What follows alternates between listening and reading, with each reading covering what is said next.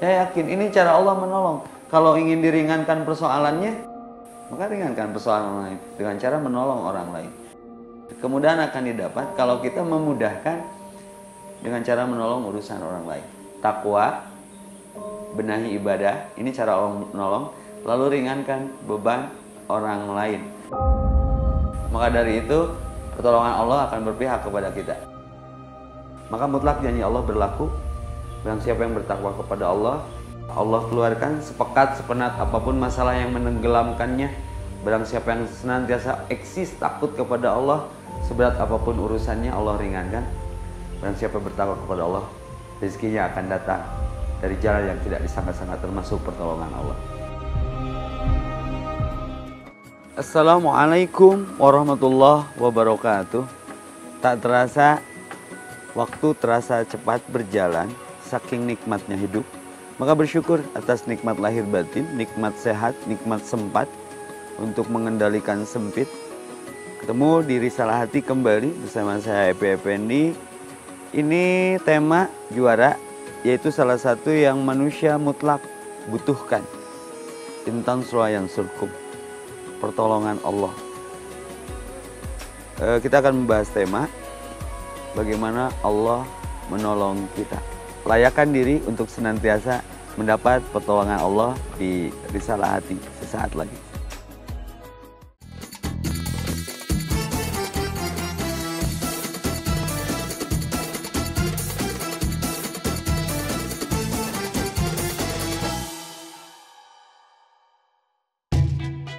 Ketahuilah bahwa Allah itu punya banyak cara untuk menolong hambanya, tapi seberapa yakin kita terhadap Allah?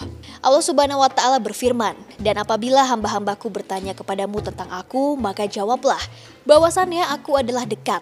Aku mengabulkan permohonan orang yang berdoa." Al-Quran Surat Al-Baqarah ayat 186. Allah sesuai dengan prasangka hambanya. Jika seorang hamba yakin akan pertolongan Allah, maka dengan sangat yakin pula Allah akan menolongnya. Andaikan seorang ragu akan pertolongan Allah dan lebih yakin akan kemampuan diri atau pertolongan makhluk, maka yakinlah bahwa hidup orang tersebut akan penuh dengan kekecewaan. Siapa saja yang hidupnya ingin selalu dilindungi dan dimudahkan semua urusannya, namun ia tak pernah bersungguh-sungguh meningkatkan keyakinannya pada Allah, maka keinginannya tersebut hanya angan-angan. Seperti dalam firman Allah Subhanahu wa Ta'ala, "Apakah kamu mengira akan masuk surga, padahal belum datang kepadamu cobaan, sebagaimana halnya orang-orang terdahulu sebelum kamu? Mereka ditimpa malapetaka dan kesengsaraan, serta digoncangkan dengan bermacam-macam cobaan, sehingga berkatalah Rasul dan orang-orang yang beriman bersamanya, bilakah datangnya pertolongan Allah? Ingatlah, sesungguhnya pertolongan Allah itu amat dekat." Al-Quran Surat Al-Baqarah ayat 214. Mengenal tingkat keyakinan diri bahwa sesungguhnya semua yang ada di dunia ini adalah milik Allah. Yakinlah bahwa Allah adalah zat yang maha mengatur segalanya. Kita sering mengatakan bahwa Allah itu maha kaya, tapi kita sering takut tidak mendapat rezekinya. Kita tahu bahwa Allah itu maha menentukan segala sesuatu.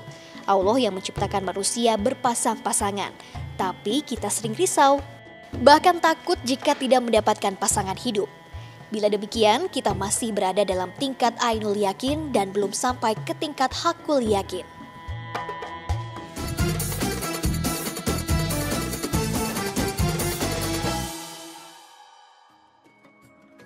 Sahabat pemirsa Risalah Hati, la haula wala quwata illa billah. Kata ini, kalimat ini, istilahnya adalah kalimat pengikis kesombongan. Hauqalah, ungkapan la haula wala quwata illa billah. Kewajiban manusia berikhtiar untuk apapun persoalan yang diujikan kepada setiap mukallaf yang terbebani. Kalau mu'alaf yang baru masuk Islam, yang sudah masuk Islam itu namanya mukallaf. Ketika diberikan beban, ingat ada satu ayat, la yukallifullahu nafsan illa usaha. Allah tidak membebani siapapun kecuali sesuai kapasitas yang dibebaninya. Tapi kadangkala kalau kita jauh dan menjauh, jaga jarak dengan Allah, kadang kelimpungan ketika ada masalah. Di sini mutlak perlu kemana kita harus bersandar. Maka banyak ayat di Al-Quran, Allahus Somad, Allah tempat bersandar. Wa ila rabbika farghab, kembalikan seluruh persoalan ke Allah.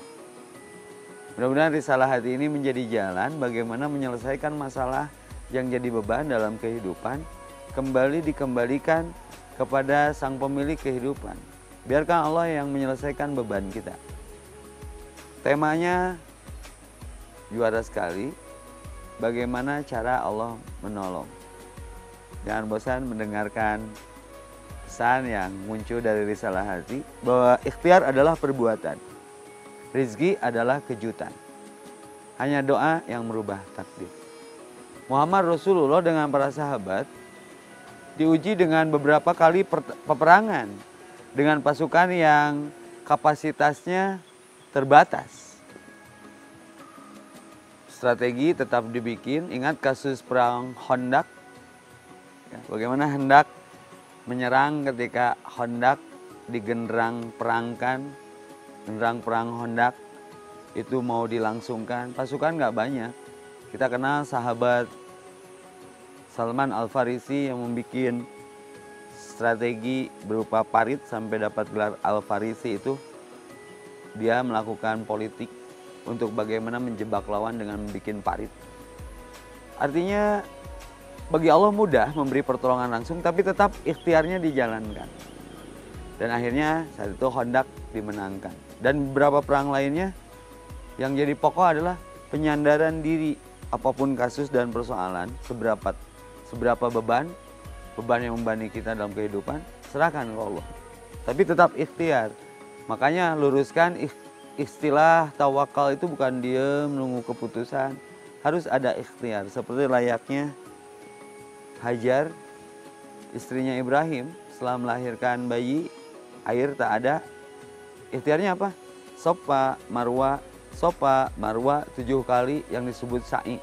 Setelah ikhtiarnya maksimal, Allah kasih jalan keluar. Maka wa may yattaqillah, bagaimana Allah memiliki cara menolong hamba-hamba yang dikehendakinya. Satu modal utamanya adalah ada takwa nggak ke Allah. Ketika parit yang dijadikan politik perang di perang Khandaq, jangan kepikir ngegali parit di padang pasir itu mudah, batu-batuan. Ada satu batu yang susah dipecahkan. Maka Rasul tetap memecahkan 1 kali sambil berdoa, 2 kali sambil berdoa, 3 kali sambil berdoa. Artinya ikhtiarnya tetap dijalankan. Maka kita akan paham, pertolongan Allah akan berpihak kalau kita menjalankan ikhtiar sesuai dengan cara Allah. Maka dari itu pemirsa risalah hati, kita layak, pantas ditolong atau tidak oleh Allah. Iyyaka na'budu wa iyyaka nasta'in. Ingin pertolongan Allah? Ingat satu kata dalam setiap sholat kita yang pernah tidak kita tinggalkan. Satu ungkapan di Al-Fatihah. Iyyaka na'budu, beribadalah kepadaku, wa iyyaka nasta'in. Kalau kau benar ibadahnya, kau layak mendapatkan pertolonganku. Jadi sederhana saja. Kalau pengen paham bagaimana Allah cara menolong kita, cukupkan ibadah kepadanya. Bagi orang yang beriman seperti kita yang mempertahankan keimanan, pertolongan Allah itu mutlak diperlukan.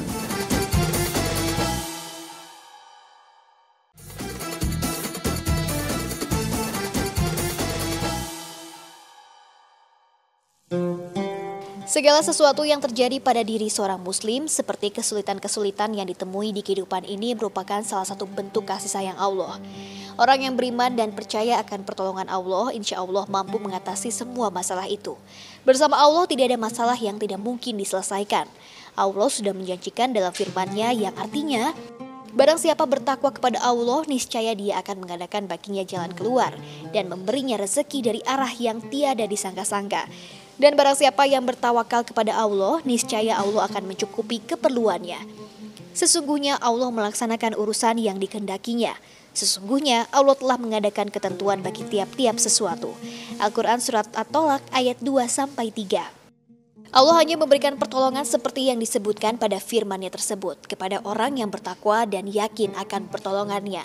Kebanyakan dari kita sulit untuk mendapatkan jalan keluar dari berbagai masalah karena kurang bertakwa dan yakin akan pertolongan Allah. Kita terlalu mengandalkan akal dan kemampuan diri sehingga kurang yakin akan kemampuan dan kekuatan Allah. Enggan bergantung dan memohon pada Allah. Bahkan beranggapan berdoa dan memohon pada Allah sebagai usaha yang sia-sia saja.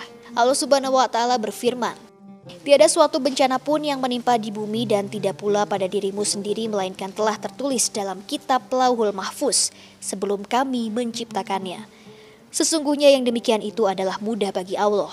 Kami jelaskan yang demikian itu supaya kamu jangan berduka cita terhadap apa yang luput dari kamu, dan supaya kamu jangan terlalu gembira terhadap apa yang diberikannya kepadamu.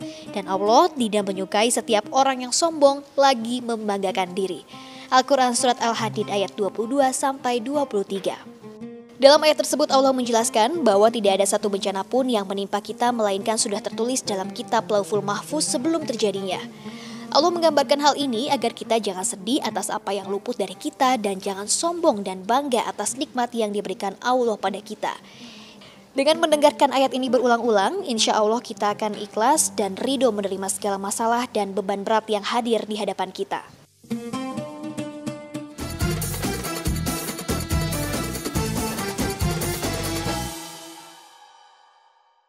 Sahabat pemirsa Risalah Hati, yakini tak ada seorang makhluk pun, terlebih manusia yang hidup di kehidupan dunia ini, yang tidak butuh pertolongan Allah. Sombong sekali kalau memang itu ternyata ada pelakunya. Contohnya Fir'aun. Tidak butuh pertolongan siapapun. Akhirnya ya tidak ada yang menolong. Bagi orang yang beriman seperti kita, yang mempertahankan keimanan, pertolongan Allah itu mutlak. Diperlukan. Seperti ketika kita hendak memenuhi panggilan sholat melalui muazzin. La haula wala quwata illa billah. Untuk urusan itu pun perlu pertolongan Allah. Jangan merasa mampu, harus mampu merasa siapa yang menggerakkan kita termasuk adanya acara ini di pagi ini. Maka iyyaka na'budu wa iyyaka nasta'in. Beribadah itu cara Allah menolong hambanya. Jadi kalau ada persoalan, bawa ke masalah ibadah. Apa itu bentuknya? Sholat, sedekah. Maka Allah menyanyikan di bab sedekah terutama, sedekahun tanpa ulbala. Kau sarapan pagi sedekah, kemungkinan hari itu kau dapat musibah, Allah pending kemungkinan takdir dapat musibahnya. Karena sedekah berarti dua, cara menolong Allah itu harus ada ketakwaan. Yang kedua, harus beribadah bentuknya apa saja yang Allah perintahkan, biar dapat plus pertolongannya. Cara Allah menolong kita, di sisi lain, dulu ada kisah ketika berburu, ada anak kecil yang menolong harimau yang terluka karena ditembak para pemburu. Lalu diambillah herbal sekitar, dikunyah, dijadikan obat untuk harimau kecil yang terluka. Tiba-tiba waktu berlalu, raja pun kembali berburu dan harimau itu sudah besar, lalu diburu, dibawa ke kerajaan. Lalu apa yang terjadi? Raja ini punya kebiasaan buruk. Setiap minggu, Sabtu itu tegang aja masyarakat di kerajaan itu berdasarkan satu kisah. Kenapa?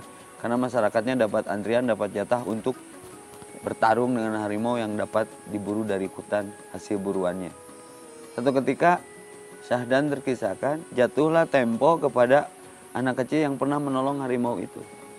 Ya sudah, untuk meringankan beban mentalnya pasrah dan berserah.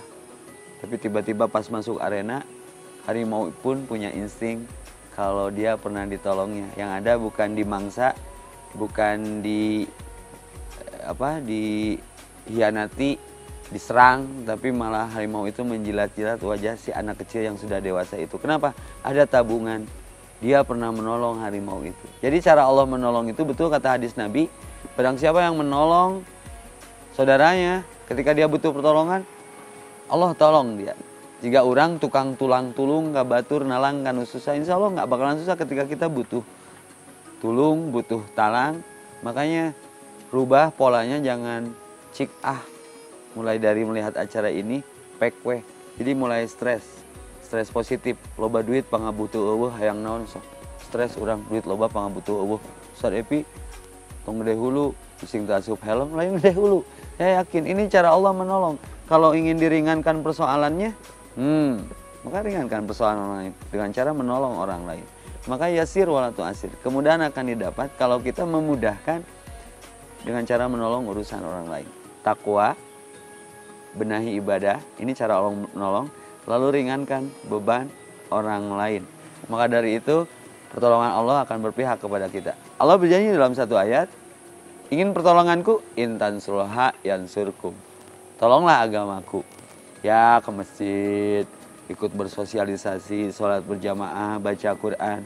Allah tidak pernah tidur, la ta'udu sinatu wala naum. Makanya tadi di awal, ketika butuh pertolongan Allah, ada bekal, ada modal nggak untuk layak dan dilayakkan kita mendapatkan jatah ditolong oleh Allah.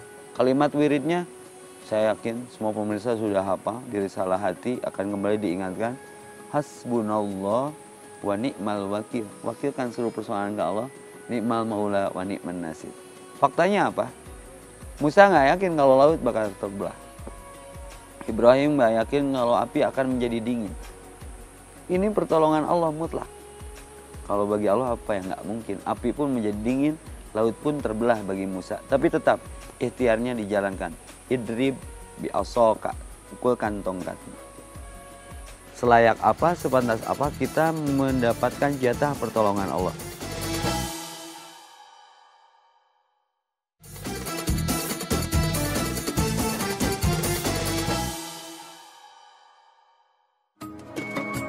Sudah menjadi harapan dan keinginan setiap manusia untuk selalu mendapat pertolongan dan bantuan dari Allah. Mendapat pertolongan dan bantuan dari Allah Ta'ala itu tidak sesuai dengan kehendak manusia. Sebab Allah Ta'ala dan Rasulullah SAW telah menetapkan terwujudnya pertolongannya itu dengan suatu syarat. Yakni orang tersebut juga selalu bersedia menolong saudaranya. Sebagaimana telah dijelaskan oleh Rasulullah SAW di dalam hadisnya. Abu Hurairah radhiyallahu anhu berkata, telah bersabda Rasulullah SAW, Allah senantiasa menolong seorang hamba selama hamba itu menolong saudaranya. Hadis riwayat Muslim. Siapapun hamba Muslim yang memberikan bantuan dan pertolongan kepada saudaranya dalam kebaikan dan ketakwaan berupa bantuan makanan, pakaian, harta, ilmu, tenaga, dan sebagainya, maka Allah Azza wa Jalla kelak akan membalas kebaikannya pada saat ia sangat membutuhkan bantuan darinya.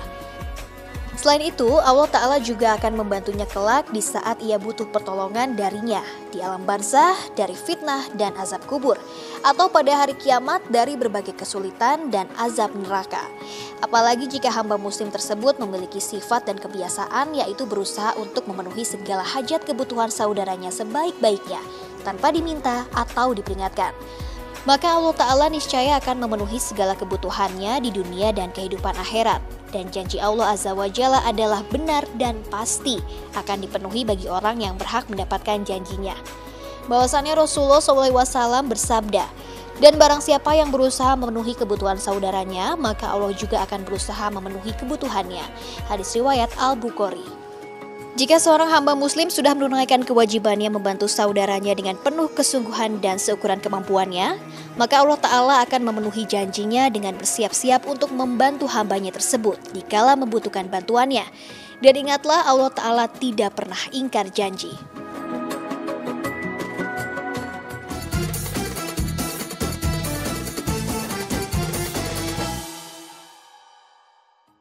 Sahabat pemirsa Risalah Hati, mutlak akhirnya harus mengakui bahwa tidak ada kekuatan, tidak ada daya, tidak ada upaya ketika deadlock terhadap satu masalahan, nggak ada oksigen lagi kecuali kita harus kembali kepada Allah. Hasbunallah wa ni'mal wakil, ni'mal maula wa ni'man nasir. Cukup Allah sebagai penolong, cukup Allah sebagai wakil atas masalah-masalah kita. Maka di Quran surat At-Tolak, wa may yattaqillah, barang siapa yang senantiasa eksistensi ketakwaannya ada di dalam hatinya kepada Allah, yaj'al lahu makhraja. Setertekan apapun dia akan dikeluarkan dari masalahnya. Apa faktanya? Nabi Yunus digelom paus, pekat, penat, gelap, dengan satu kata, la ilaha illa anta. Jadi cara Allah menolong itu harus sering berzikir. Disebut Allahnya dilibatkan. La ilaha illa anta subhanaka inni kuntu minadz dzalimin. Menurut logika ini nggak mungkin, udah di dalam samudra, dalam perut paus juga. Tapi dengan keyword, kata kunci, kalimat tauhid, Allah muntahkan paus yang memangsa Yunus saat itu, lalu kemudian jadi jalan keselamatan. Dan ini pertolongan. Banyak para nabi yang mendapatkan keajaiban dari pertolongan Allah. Maka kalau kita ingin ditolong oleh Allah, selayak apa, sepantas apa kita mendapatkan jatah pertolongan Allah. Maka pantaskan dan layakkan diri untuk mendapatkan pertolongan Allah. Cara lainnya adalah ketika ada masalah, kenapa rumah sakit di Mekah sepi pengunjung walaupun fasilitasnya mewah. Dan semewah apapun rumah sakit, siapa yang ingin tinggal di sana? Lebih baik mewah di rumah daripada miskin di rumah sakit. Sangat logik gitu ya. Jadi kenapa saya tanya ketika berkunjung ke sana? Ya orang Arab itu punya kebiasaan kalau ada masalah nggak ke rumah sakit dulu, nggak ke obat dulu, tapi wudhu dulu. Ini senada dengan ayat wasta'inu bisobri wassalah. Rumah sakitnya di terakhirkan. Artinya saat itu Allah menolong, mencabut rasa sakit penyakit kita, mengembalikan posisi yang kita butuhkan. Maka bagi Allah nggak ada yang nggak mungkin. Iya karena ambudu wa iya karena stain, beribadahlah kepada Allah, hanya kepadamu kami beribadah ya Allah, hanya kepadamu kami mohon pertolongan. Lalu kuatkan ketakwaan, sering meringankan beban orang lain, ini cara Allah menolong. Lalu kalimatut tauhid, bawa semua masalah ke sholat. Wasta'inu bisobri wassalah. Jadikan sabar dan sholat sebagai media untuk engkau bermeeting dengan Allah dalam menyelesaikan masalah-masalahmu. Maka mutlak janji Allah berlaku dalam Quran surat At-Talaq, wa may yattaqillah. Dan siapa yang bertakwa kepada Allah, yaj'al lahu mahraja, Allah keluarkan sepekat sepenat apapun masalah yang menenggelamkannya. Wa may yattaqillah, barang siapa yang senantiasa eksis takut kepada Allah, min amrihi yusra, seberat apapun urusannya Allah ringankan. Wa may yattaqillah rizquhu min haitsu la yahtasib.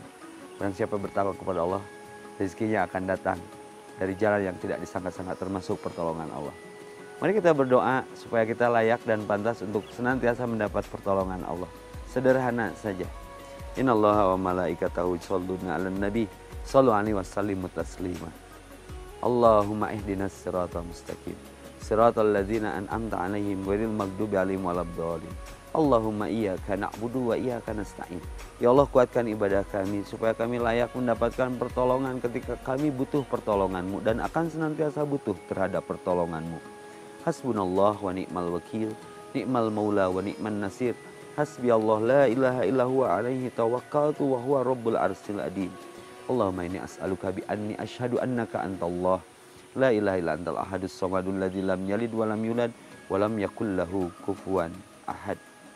Pemirsa Risalah Hati, rumus mendapatkan cara bagaimana Allah menolong kita. Allah dulu, Allah lagi Allah, Allah terus. Lebih baik kehilangan sesuatu karena Allah daripada kehilangan Allah karena sesuatu. Sederhananya, Allah ada, masalah tiada. Jangan lupa bahagia dengan Risalah Hati. Saya Pependi, semoga berkah. Assalamualaikum warahmatullahi wabarakatuh.